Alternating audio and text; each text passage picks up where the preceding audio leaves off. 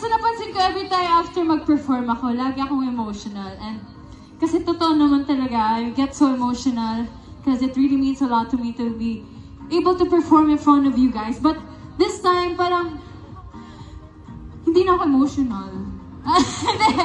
Hindi, it's because may na-notice ako, parang this time I feel more empowered and yung sobrang lakas ko dahil sa pagmamahal. And na-realize ko din, especially when I was with the Beanie Girls, na parang kung ano man yung pagdaanan mo or whatever that will come your way, just face it with love and strength.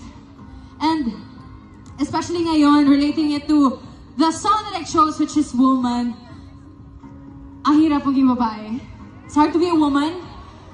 Ang hirap kasi parang ang daming sabi na dapat ganito ka, huwag ka ganyan. Pero that's what I love about being a woman.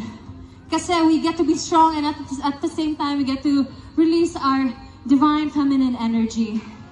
Yes.